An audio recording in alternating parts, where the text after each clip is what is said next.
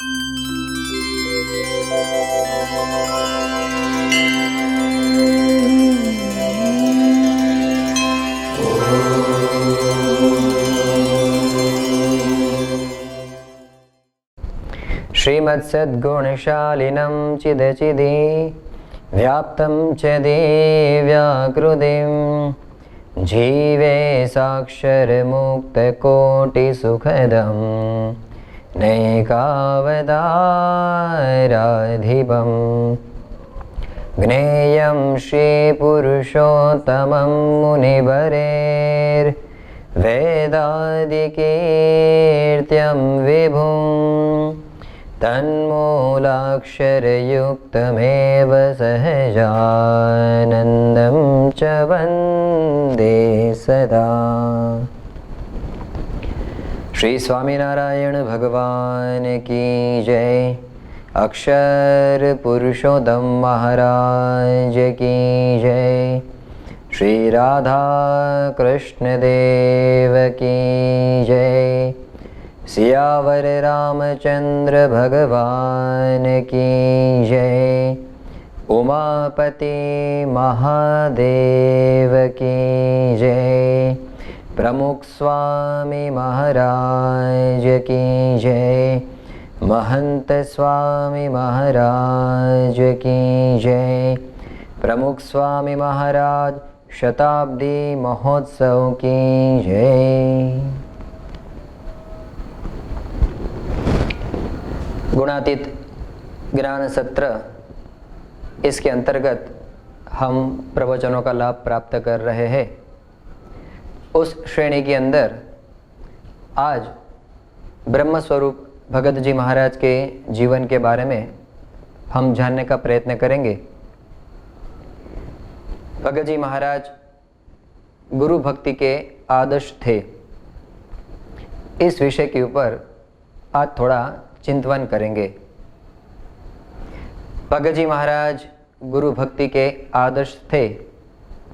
इस विषय को जानने के लिए प्रथम तो आदर्श और गुरु भक्ति, इन दोनों शब्दों को जानने का प्रयत्न करते हैं। आदर्श यानी कि श्रेष्ठ, उत्कृष्ट, अद्वितीय, अनन्य, अनुपमेय, ये सभी आदर्श शब्द के पर्याय है। भगत जी महाराज के जीवन प्रसंगों को देखेंगे तो उन प्रत्येक प्रसंगों के अंदर हमें श्रेष्ठता दिखेंगी, अद्वितीयता दिखेंगी, उत्कृष्टता दिखेंगी। उनके सभी प्रसंग हमें अनुपमेय लगेंगे। गुरु भक्ति की बात करें तो गुरु भक्ति यानी सिर्फ गुरु का पूजन करना या उनको हार पहनाना या उनकी आरती उतारना, उतना ही नहीं, किंतु गुरु भक्ति का अर्थ है मन, कर्म और वचन से उनकी आज्ञाओं का परिपालन करना। ये अर्थ हुए आदर्श और गुरु भक्ति के। किंतु आदर्श गुरु भक्ति दोनों को इकट्ठा करें तो उसका अर्थ होता है कि अपने गुरु के अनुवृत्ति, इच्छा और रुचि अनुसार सेवा आज्ञा के अंदर जुड़ना। भगत जी महाराज अपने गुरु गुणातीतानंद स्वामी, उनकी आज्ञा का तो परिपालन करते ही थे, पर उससे आगे उनकी अनुवृत्ति के अंदर भी वे रहते थे। आइए उन्हीं के चरित्रों के द्वारा इस विषय वस्तु को और स्पष्ट करते हैं। सन 1970 की साल के अंदर जूनागढ़ के अंदर सभा मंडप को एक बहुत बड़ा शामियाना से ढकना था। इसके लिए गुणातीतानंद स्वामी ने भगत जी महाराज को आज्ञा की कि इस सभा मंडप को ढकने के लिए एक बड़ा शामियाना सिलना है और उसका जो भी प्रबंध करना है वो तुम्हें ही करना है। भगत जी महाराज ने गुणातीतानंद स्वामी के उस वचनों को शिरोधार्य किया और उन्होंने वह कार्य प्रारंभ किया। अब ये कार्य कोई अकेले व्यक्ति से हो इतना आसान नहीं था। 10 दर्जी 41 दिनों तक लगातार सेवा करे तब जाके ये शामियाना तैयार हो, इतना यह विशाल कार्य था।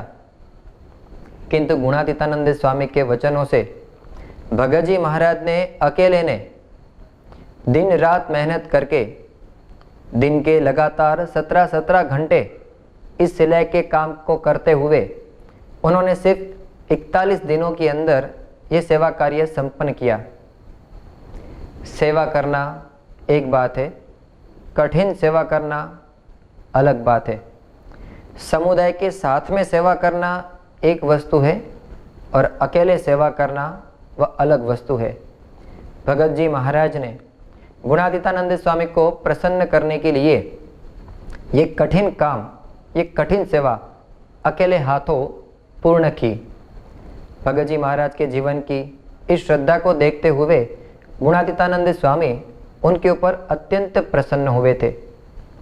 भगत जी महाराज के जीवन के ऐसे अनेकविध प्रसंग हैं जिसके अंदर हमें श्रेष्ठता, उत्कृष्टता दिखती है। गुरु का मन कर्म वचन से उनकी अनुवृत्ति का पालन करते हुए सेवा करने का उनका जो उत्साह था वह भी हमें दिखता है। एक बार भगत जी महाराज को गुणातीतानंद स्वामी ने कहा कि प्राग जी, भगत जी महाराज का एक नाम प्राग जी भी था। भगत जी महाराज को बुलाकर गुणातीतानंद स्वामी ने कहा कि प्राग जी, ये हवेली का जुड़ाई काम चल रहा है और उसके अंदर पत्थर आना क्यों बंद हो गए, जरा देख कर आओ। भगत जी महाराज ने गुणातीतानंद स्वामी के इन वचनों को सिरोधार्य किया और वो बाहर जहाँ से पत्थर आ रहे थे वहाँ देखने के लिए गए। तो वहाँ पे सभी लोग बैठे हुए थे और कोई पत्थर लाने का काम कर नहीं रहा था। इसके कारण मंदिर के अंदर जो मिस्त्री थे वे भी बैठे हुए थे और जुड़ाई का काम अटका हुआ था। भगत जी महाराज ने जांच की तो पता चला कि पत्थरों के ढेर पर एक स्वान, एक कुत्ता मर गया था। उनका शव उस पत्थरों के ढेर पर पड़ा था और इसीलिए कोई वहाँ से पत्थर मंदिर में लाने की चेष्टा नहीं कर रहा था। उन दिनों के अंदर ये काम एक निश्चित वर्ग करता था और जब तक यह प्रबंध न हो तब तक अन्य कोई यह कार्य करने के लिए तैयार नहीं था। भगत जी महाराज ने परिस्थिति को समझा। तुरंत ही वे अपने कपड़े बदल कर आए, उस शव को यथास्थान रखा और काम चालू करवाया। वापस स्नान करके वे गुणातीतानंद स्वामी सभा मंडप में कथा करते थे, वहाँ पर पहुँचे। उपस्थित भक्तगण को पता चला कि भगत जी महाराज ने इस प्रकार से कुत्ते का शव उठाया हुआ है। मरा हुआ शव उठाना ये उचित नहीं था, इसके लिए उन लोगों ने कहा कि भगत जी ने ये योग्य नहीं किया।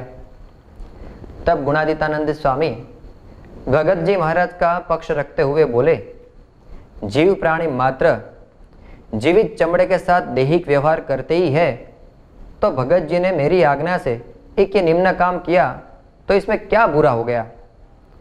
भगत जी महाराज का ऐसा पक्ष रखा, इसलिए हरिभक्त सब शांत हो गए।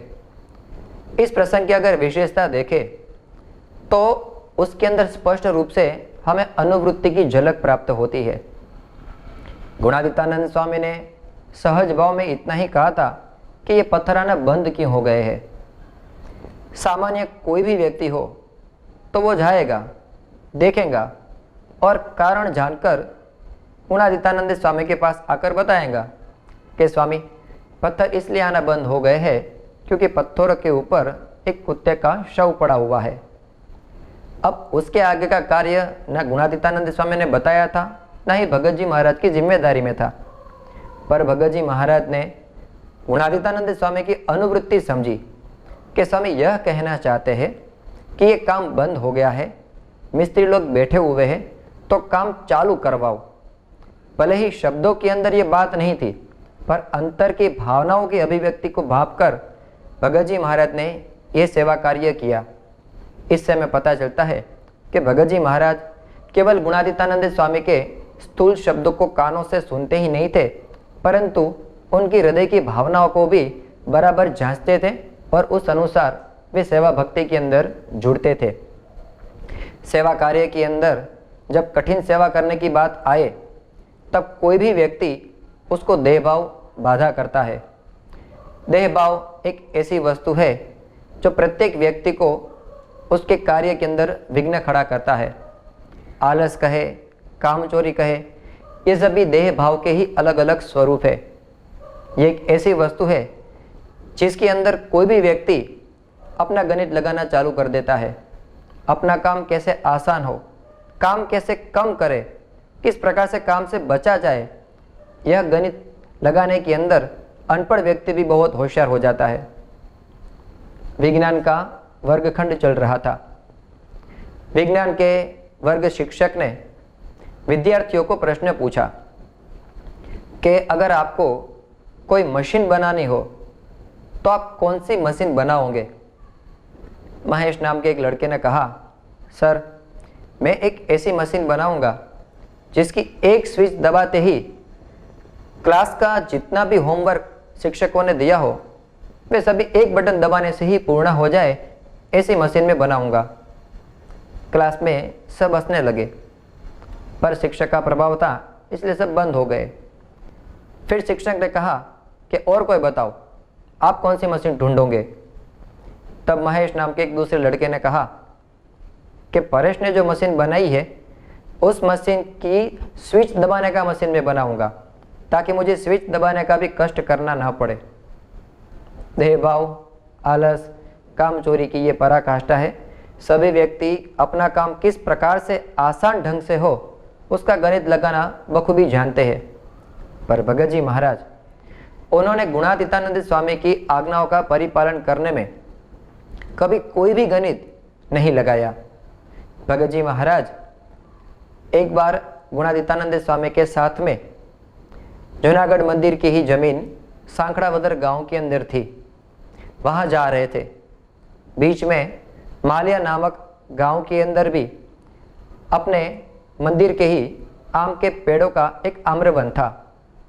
गुणातीतानंद स्वामी संघ के साथ वहां रुके, दोपहर का भोजन प्राप्त किया और तत्पश्चात 12 बजे कथा करने के लिए बैठने वाले थे। उस दौरान गुणातीतानंद स्वामी की दृष्टि वे आम के पेड़ों के ऊपर गई और स्वगतः गुणातीतानंद स्वामी इतना बोले कि पेड़ सूख रहे हैं। ये वाक्य किसी को निर्दिष्ट करके नहीं कहा गया था, किंतु भगत जी महाराज ने इस वाक्य को सुना और भगत जी महाराज ने गुणातीतानंद स्वामी की अनुवृत्ति समझकर उन्होंने तय किया कि स्वामी की ऐसी इच्छा है कि इन सभी पेड़ों को पानी पिलाना चाहिए। इसलिए भगत जी महाराज वहाँ आसपास देखा तो उनको 2 मिट्टी के घड़े प्राप्त हुए। वो 2 बड़े मिट्टी के घड़े लेकर पास में ही जो नदी बह रही थी उसमें जाकर पानी भरकर आए और फिर प्रत्येक पेड़ को उन्होंने 4-4 पानी के घड़ों से सींचा। अब उस आम्रवन के अंदर कोई 2, 5 या 15-20 नहीं, किंतु 300 जितने आम के पेड़ थे और एक एक पेड़ को 4-4 पानी के घड़े सींचना ये अकेले व्यक्ति के बस का काम नहीं था। पर भगत जी महाराज ने अकेले वह कार्य किया, यानी कि कुल 1200 जितने पानी के घड़े उन्होंने उस आम के पेड़ों को सींचे। अब ये सेवा करते हुए स्वाभाविक रूप से उनके पूरे वस्त्र भी गीले हो गए, पसीना भी था, ऊपर से पानी का घड़ा भी छलकता, उसका भी पानी, तो समझो पूरे के पूरे ही उस गीले वस्त्र के साथ फिर वे जहाँ पे कथा वार्ता हो रही थी वहाँ पर पहुँचे। तब हरिभक्तों में से कोई उनके इस परिवेश को और सभा में देरी से आने के कारण किसी ने उपहास किया कि क्या भगत जी, आप भी रसों में सब लाडू खत्म हो गए, उसके बाद आप आए हुए हो, यहाँ कथा वार्ता की समाप्ति हो जाने के पश्चात आप पधारे। तब गुणातीतानंद स्वामी ने कहा कि भगत जी, आप सेवा करके आए हो तो अभी आप एक सवाल मुझे पूछो। हालांकि कथा की समाप्ति हो चुकी थी, पर ये गुणातीतानंद स्वामी की उनके ऊपर प्रसन्नता थी। भगत जी महाराज ने भी वहाँ आकर गुणातीतानंद स्वामी को पूछा कि स्वामी, आपकी कृपा से मुझे कई सारे हुनर आते हैं, किंतु साधुत्व की कला, साधु का कसब, वो किस प्रकार से सीखा जाए उसके बारे में आप मुझे बताइए। उस वक्त गुणातीतानंद स्वामी ने बहुत ही विस्तृत रूप से साधुत्व की कला के बारे में वहाँ पे निरूपण किया। उसको सुनकर उपस्थित भक्तों को लगा कि स्वामी ने इसके पूर्व जो कथा की उससे भी ज़्यादा स्वाद इस कथामृत में है जो भगत जी महाराज के प्रश्न पूछने के पश्चात उन्होंने परोसी। ये उनकी प्रसन्नता तो थी ही। अब इस भगत जी महाराज ने ये जो सेवा कार्य किया उसका थोड़ा विचार करें तो हमें पता चलेगा कि एक ही प्रसंग के अंदर कितनी सारी श्रेष्ठता, कितना सारा उत्कृष्टता का हमें दर्शन होता है। पहली बात तो गुणातीतानंद स्वामी ने भगत जी को निर्देश करके यह सेवा करने के लिए नहीं कहा था, पर भगत जी महाराज ने अनुवृत्ति समझकर ही यह सेवा कार्य प्रारंभ किया। अब स्वाभाविक रूप से भोजन के पश्चात कोई कार्य ऐसा कठिन करना हो तो व्यक्ति को आलस आती ही है, पर भगत जी महाराज ने इस कार्य करने के अंदर कोई आलस नहीं रखी। वहाँ पे भक्तों का समुदाय भी उपस्थित था। अगर भगत जी महाराज चाहते तो वे गुणातीतानंद स्वामी को विनती कर सकते थे कि स्वामी यहाँ पे 300 पेड़ है और अगर सबको पानी पिलाना है तो कोई एक आध दो हरिभक्त आप सेवा के अंदर साथ में भेजो तो ये काम आसानी से हो सके। भगत जी महाराज ने वह भी अपेक्षा वे गुणातीतानंद स्वामी या उपस्थित हरिभक्तों के समक्ष नहीं रखी। अब पानी ही देना था, कितना पानी देना है इसका भी कोई निर्देश वे गुणातीतानंद स्वामी ने तो किया ही नहीं था, किंतु भगत जी महाराज ने काम करना, सेवा करना, आज्ञा का पालन करना तो उत्कृष्ट रूप से करना, श्रेष्ठतम ही करना, उस प्रकार से उन्होंने एक एक पेड़ के अंदर 4-4 पानी के घड़े उनको पानी सींचा। इससे हमें पता चलता है कि सेवा के अंदर किसी की अपेक्षा नहीं रखना, अच्छे से अच्छी सेवा करना और किसी के लिए फरियाद भी नहीं। इतने सारे हरिभक्त थे और कोई उनको मदद करने के लिए आया नहीं, तो स्वाभाविक रूप से मन के अंदर ये प्रश्न भी होता है कि इतने सारे हरिभक्त आए हैं, सब खाना खा के बैठे हैं, पर किसी एक आध दो को तो सेवा के अंदर आना चाहिए ना। पर उन्होंने यह भी अपेक्षा नहीं रखी। इतना ही नहीं, सेवा पूर्ण करने के बाद जब वे गुणातीतानंद स्वामी के पास पधारे तब जिस हरिभक्त ने कहा कि ये क्या, लाडू खत्म होने के बाद जिस प्रकार से कोई भोजन करने के लिए आवे उस प्रकार से कथा वार्ता की तो समाप्ति हो गई और उसके बाद आप आए। अब ऐसे कटाक्ष से इतनी भारी सेवा करके कोई आया हो तो स्वाभाविक रूप से ही उग्रता प्राप्त कर लेगा और उसको न सुनाने योग्य दो वचन भी सुनाएगा, कम से कम उसको प्रत्युत्तर तो देगा। भगत जी महाराज ने वह भी नहीं किया।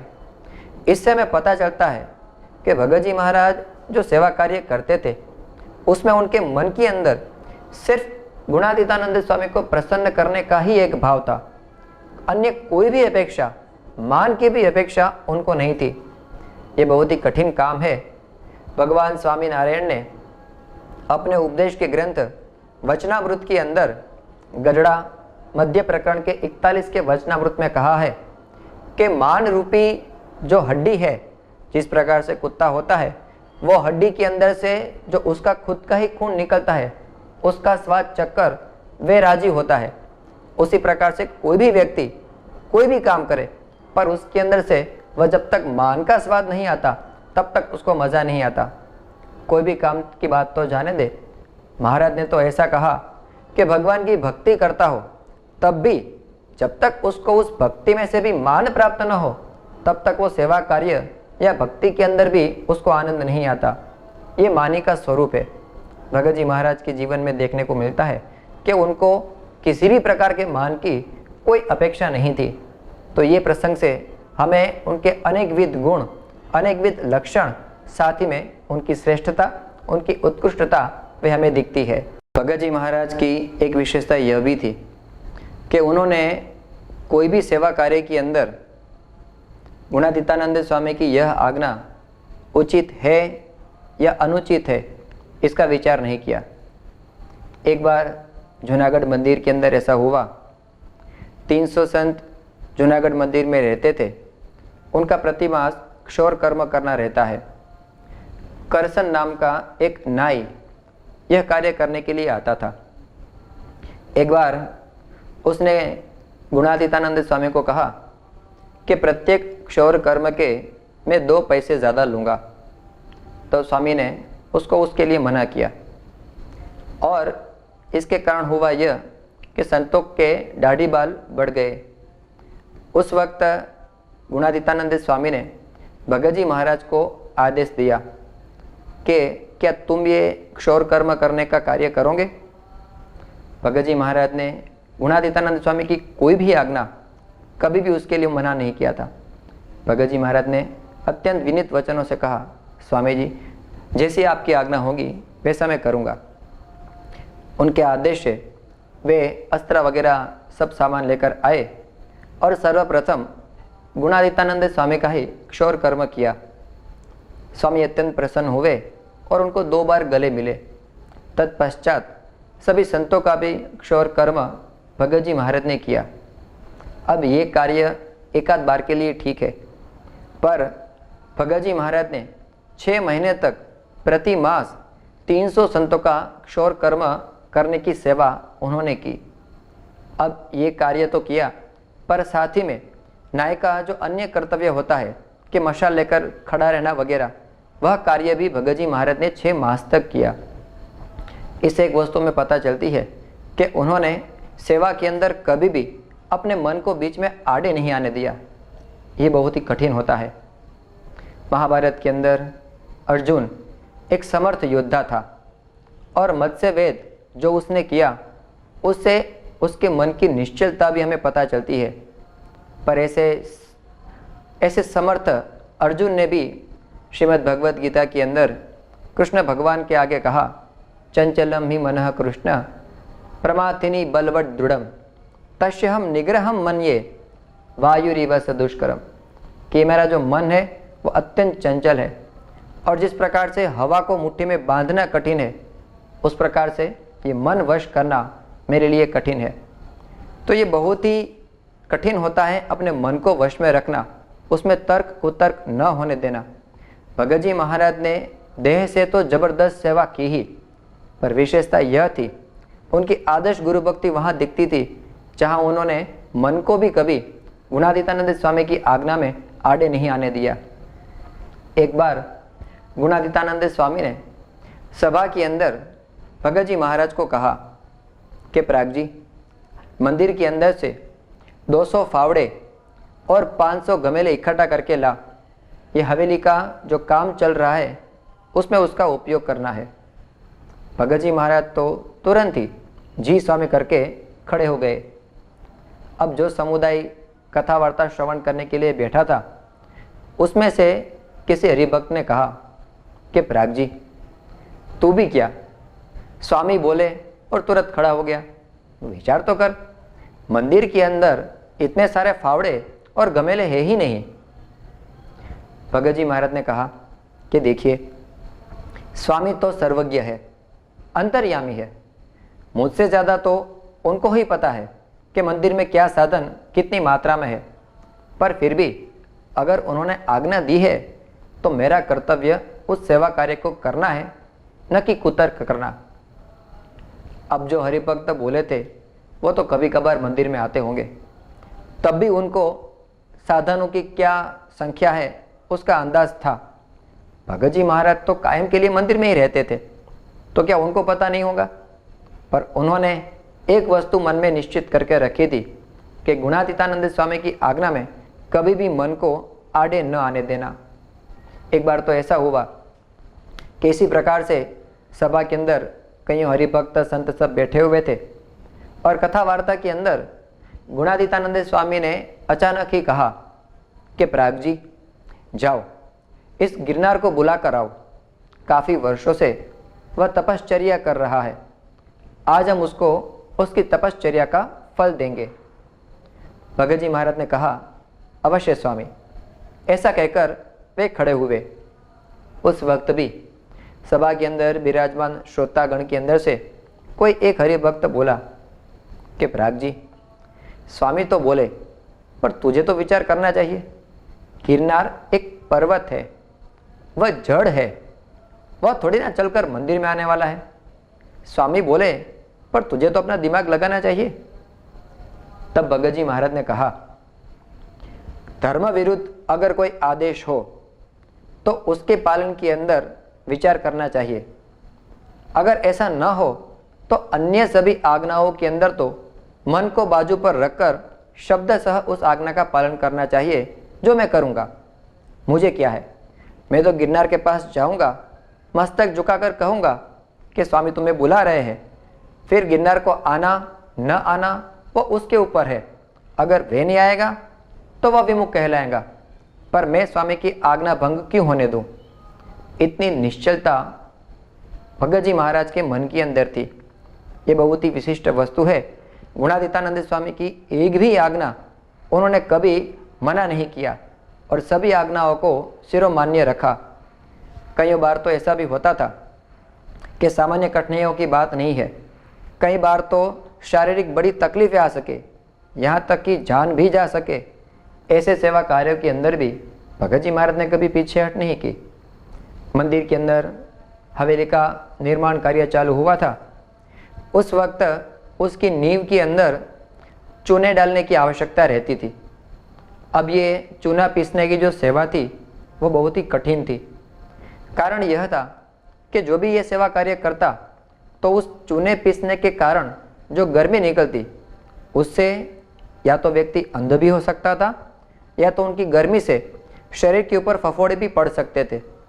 और इसी के लिए यह सेवा कार्य करने के लिए कोई तैयार नहीं होता था।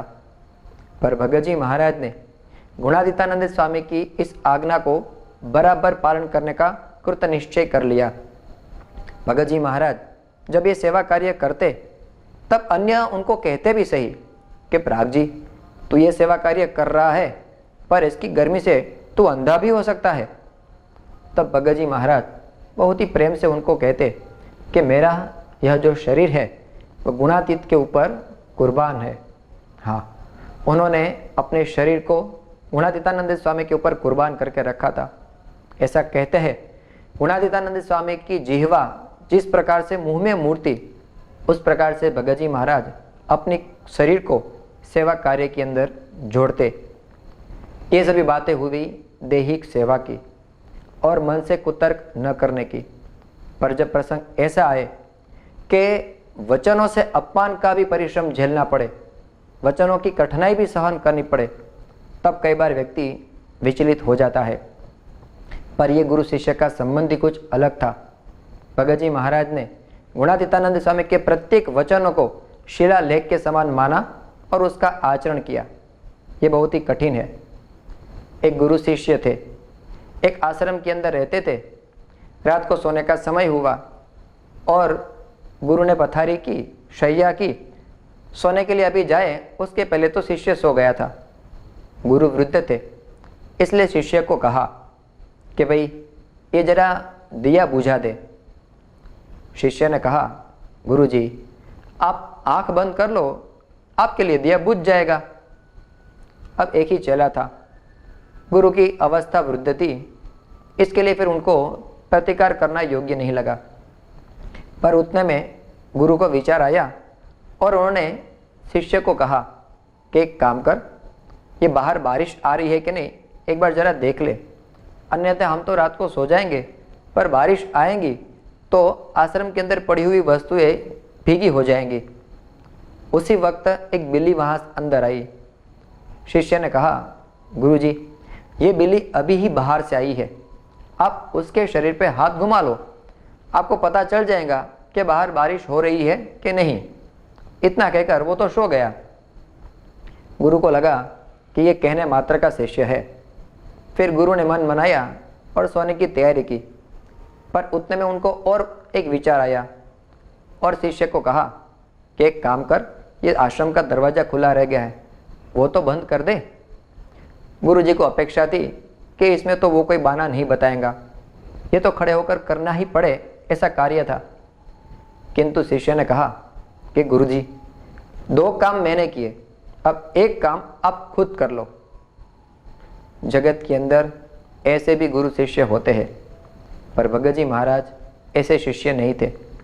वे आदर्श गुरु भक्त थे। कारण यही था, गुणातीतानंद स्वामी भी एक आदर्श गुरु थे। गुणातीतानंद स्वामी की महिमा अपरंपार थी। भगवान स्वामी नारायण ने गुणातीतानंद स्वामी की महिमा अपरंपार कही थी। ये गुणातीतानंद स्वामी परब्रह्म भगवान स्वामी नारायण के रहने का निवास स्थान थे, अक्षरधाम थे, अक्षर ब्रह्म का वे अवतार थे। यह अक्षर ब्रह्म, ये सनातन वैदिक हिंदू धर्म का वह तत्व है जिनको जाने बगैर, जिनका अगर ज्ञान न हो तो किसी भी मुमुक्षु का आत्यंतिक कल्याण नहीं हो सकता। कठोपनिषद के अंदर कहा है कि यह सेतुरी जाना नाम अक्षरम ब्रह्म यत् परम अभयम तितिशताम पारम नाचिकेतम शकेमहि, यानी कि संसार सागर को पार करने के लिए, भगवान की प्राप्ति करने के लिए अक्षर ब्रह्म वे सेतु समान है। यह अलौकिक महिमा जब तक मुमुक्षु नहीं जानता तब तक उसका आत्यंतिक कल्याण संभव नहीं है। और इसीलिए गुणातीतानंद स्वामी की यह अलौकिक महिमा भगत जी महाराज सब मुमुक्षुओं को बताते। किंतु एक बार गुणातीतानंद स्वामी ने एक कठिन आज्ञा भगत जी महाराज को दी। जूनागढ़ के अंदर कई सारे संत रहते थे। एक बार गुणातीतानंद स्वामी ने भगत जी महाराज को बुलाकर कहा कि जो पवित्रानंद स्वामी है, क्या तू उनको मेरे अक्षर ब्रह्मपन की बात कहेगा? भगत जी महाराज ने नम्रता से कहा, स्वामी अगर आपका आदेश है तो मैं उनको भी अवश्य ये बात कहूँगा। ये बात सुनने में जितनी आसान लगती है उतना आचरण में लाना कठिन था। कारण यह था, पवित्रानंद स्वामी जूने संत थे, पढ़े लिखे संस्कृत के जानकार संत थे, एक अधिकृत और संप्रदाय के अंदर प्रतिष्ठित संत थे। उसके सामने भगत जी महाराज गृहस्थाश्रमी थे, पढ़ाई के क्षेत्र में अनपढ़ कह सके इस प्रकार की उनकी स्थिति थी और ज्ञाति से सामान्य ज्ञाति के थे। इसलिए किसी भी प्रकार से एक गृहस्थ वे किसी संत को उपदेश दे पाए इस प्रकार के संजोग नहीं थे। किंतु भगत जी महाराज ने गुणातीतानंद स्वामी की प्रसन्नता के अलावा अन्य कोई विचार अपने मन में नहीं रखा। सभा मंडप के अंदर रात के 12 बजे सब सोए हुए थे। उस वक्त रघुवीर चरण दास नामक एक संत को भगत जी महाराज भगवान स्वामीनारायण प्रबोधित वचनामृत ग्रंथ में से गरुड़ा प्रथम प्रकरण के 71वें वचनामृत में से अक्षर ब्रह्म की महिमा कह रहे थे।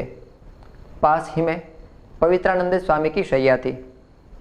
पवित्रानंद स्वामी ने इन सभी बातों को सुनकर प्राग जी भक्त को कहा, प्राग जी रात के 12 बजे है, अब तो अक्षर की बात करना बंद कर। अपमान की इस फुत्कार को सत्कार की सुरावली समझकर भगत जी महाराज खड़े हुए और पवित्रानंद स्वामी के आसन पर गए। अत्यंत विनम्रता से भगत जी महाराज ने पवित्रानंद स्वामी को कहा कि स्वामी जी, आप भी यदि गुणातीतानंद स्वामी को अक्षर ब्रह्म मानोगे तो वे आपको अक्षर रूप कर देंगे और उससे भगवान स्वामी नारायण आपको वश हो जाएंगे। पवित्रानंद स्वामी ने भगत जी महाराज के इन विनीत वचनों को सुना, पर उनको यह कतई मंजूर नहीं था कि एक गृहस्थ वे मुझ संत को उपदेश दे। इसलिए वे एकदम क्रोधित हो गए। क्रोधावेश में कुछ कटु वचन भी भगत जी महाराज को सुनाए।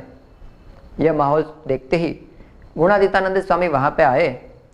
बात जानकर तुरंत ही भगत जी महाराज को कहा कि प्राग जी, पवित्रानंद स्वामी की माफ़ी मांग। आदेश होते ही भगत जी महाराज ने दंडवत प्रणाम करके अत्यंत विनीत वचनों से पवित्रानंद स्वामी की माफ़ी मांगी। किंतु पवित्रानंद स्वामी उनको आगे जो भी घटना हुई वो कतई उचित नहीं लगी।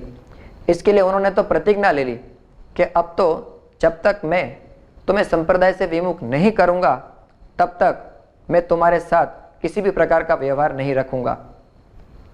इतना भारी वचनों का अपमान सुनकर भी भगत जी महाराज स्थिर थे, भगत जी महाराज शांत थे, क्योंकि यह कार्य उन्होंने गुणातीतानंद स्वामी की आज्ञा समझकर किया हुआ था। देह से परिश्रम झेलना, मन को बीच में आने न देना, वचनों का भी अपमान सहन करना, इतना सारा जो उन्होंने अनुवृत्ति समझकर सेवा कार्य किया, उसका कारण एक ही था। भगत जी महाराज के मन के अंदर गुणातीतानंद स्वामी की अपरंपार महिमा थी। एक बार उत्सव की समाप्ति के पश्चात बर्तन साफ करने की सेवा वे भगत जी महाराज और अन्य कुछ हरिभक्त कर रहे थे। उस वक्त गुणातीतानंद स्वामी वहाँ पे पधारे। बर्तन का जूठा गंदा पानी वे एक टंकी के अंदर एकत्रित होता था। गुणातीतानंद स्वामी वहाँ पर पधारे और उस पानी की जो टंकी थी उसके ऊपर अपने चरण रखे। वह पानी गुणातीतानंद स्वामी के चरणों को छू रहा था। उस वक्त गुणातीतानंद स्वामी ने भगत जी महाराज को कहा कि पराग जी, शास्त्र में यह जो 68 तीर्थ की बात बताई गई है, वो 68 तीर्थ कहाँ होंगे? भगत जी महाराज स्वामी के कहने का मर्म समझ गए और उन्होंने तुरंत ही खड़े होकर उस झूठे गंदे पानी की जो टंकी थी उसके अंदर गोता लगाया और कहा कि स्वामी, ऐसे 68 तीर्थ तो आप संत के चरणों के अंदर ही रहते हैं। गुणातीतानंद स्वामी भी उनकी ये तुरंत चेष्टा से अत्यंत प्रसन्न हुए और उनको कहा कि तुझे वाकई में मेरी अपरंपार महिमा है। भगत जी महाराज उनको गुणातीतानंद स्वामी का वचन मानने में न कभी देह आड़े आया, न कभी मन का विरोध उन्होंने सहा और न ही उनको कभी किसी के वचनों से अपमान झेलना पड़ा तो उसमें वे पीछे हटे।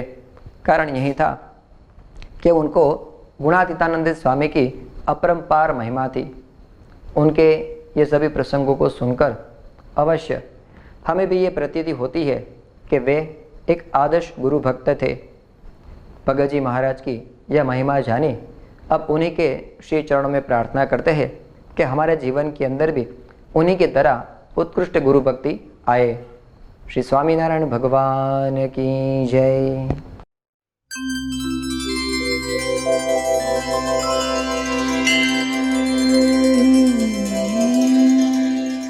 श्री स्वामीनारायण भगवानની જય, અક્ષર પુરુષોત્તમ મહારાજની જય, ગુણાતીતાન સ્વામી મહારાજની જય, ભગતજી મહારાજની જય, શાસ્ત્રીજી મહારાજની જય, યોગીજી મહારાજની જય, પ્રમુખ સ્વામી મહારાજની જય, પ્રમુખ સ્વામી મહારાજ શતાબ્દી મહોત્સવની જય. આ બધા વક્તાઓ અને અદ્ભુત વાત કરી. હવે આવી રીતે વાત સાંભળીને ગમે હોય એને નિષ્ઠા થઈ જ જાય. એક તો વર્તન જોઈએ અને પછી આ જ્ઞાન, એ બે હોય તો તમારે ટંકો વાગી જાય અને આખા જગતમાં આ અક્ષર પુરુષોત્તમની વાત બધાને સિદ્ધ થાય. ભગતજી મહારાજ કેટલો મનસાન કે હદ પારનું. હવે આપણે તો એક શબ્દ કોઈ કહે, એક જ શબ્દ કહે, ઊંધા છતાં થઈ જઈએ અને પાર ના આવે, કેટલું બધું લાગી આવે. પણ ભગતજી મહારાજ કેટલો મનસાન કે પાર અને છતાંય છકી નથી ગયા. હવે બીજા કેટલા ભગવાન થઈ જાય. આટલું ભગતજીની સ્થિતિ જોઈને પણ ભગવાન થઈ જાય બધી. પણ જો ભગતજી મહારાજે એટલું બધું બેલેન્સ રાખી છે. મૂળ તો એમનો મહારાજનો મહિમા અતિશય મહિમા હતો, પણ જે એમને અપમાન સહન કર્યું એ તો જોટો ના જડે. એટલું કેટલી વાતે ગમે ત્યાં જાય તો અપમાન સિવાય બી વાત જ નહીં. પણ એટલું એને આપણે એમાંથી છાંટો આવે ને તો બસ ઘણું બધું.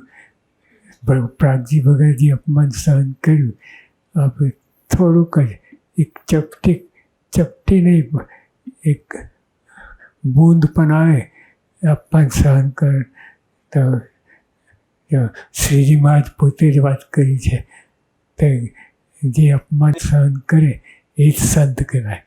સંતની વ્યાખ્યા સ્વામી કહ્યું. એ આશીર્વાદ પ્રાપ્ત થાય બધાને થાય એ જ સહજાનંદ સ્વામી મહારાજની.